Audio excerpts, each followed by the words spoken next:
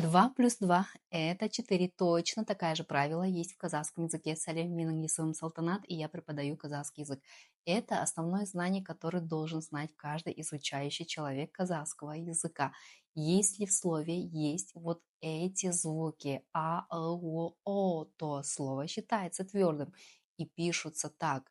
Арман, орындық, орын, дала, орман, галым, глым. Обратите внимание на эти слова. Калла, орындық, галым, глым. Есть твердые гласные о. А где эти звуки, всегда пишем кг, нежели кг. Словарный диктант напишите, как эти слова правильно пишутся. Қыстық киімдер, күзгі жапырақ, көктемдей құлпырған, жаздай жайқалған. Проверь у вас на слух, как вы воспринимаете эти слова.